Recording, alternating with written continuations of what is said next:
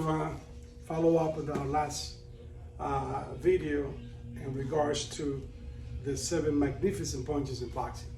And so far we have learned, how to throw the jab. Okay, that's number 1 punch.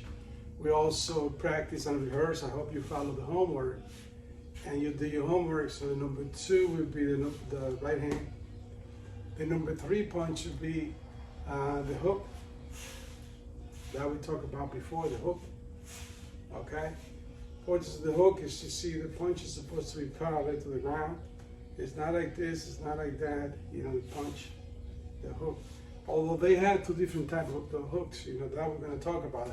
They have the European hook and the American hook. Okay, so it's a small variation how you throw, how you land the punch. And then we have the right hook. The right hook, in position, right hook would be this. Okay, right hook.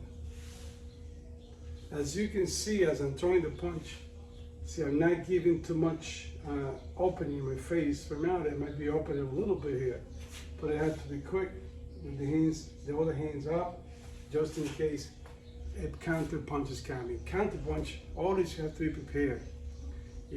As you practice boxing, that every punch that you release, you got to expect the counter a punch coming back.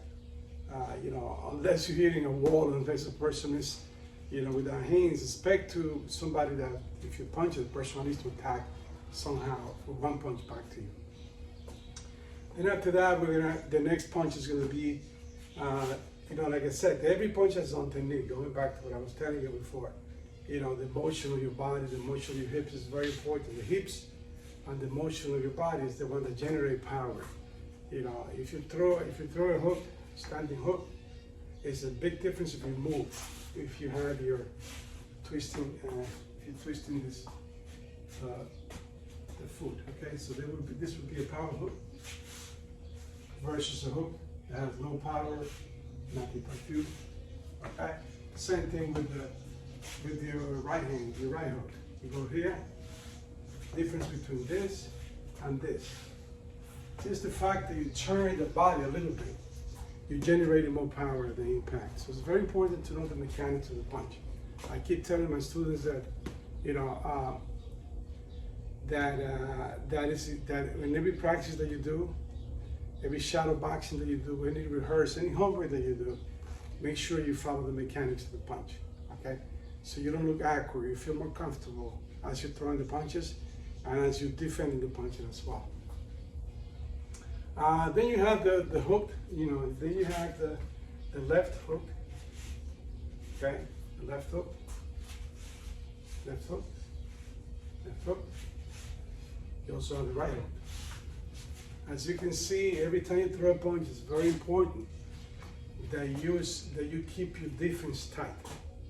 Never open up too much when you throw a punch. When you throw, if you throw a hook, you gotta make sure. See, as you're throwing the punch, you kind of blocking it just in case somebody throwing something back at you, and this ends up. Okay, like this, like a ballerina. The right hook the same way. Okay. See, this hand's never down. This hand's just standing, and all the punches that you throw, the 1, the 2, 3, 4, 5. And 6, all the punches that you throw, you can never leave your guards down. Every time you throw a punch, the other hands have to be up all the time. That's the secret of being a winner versus being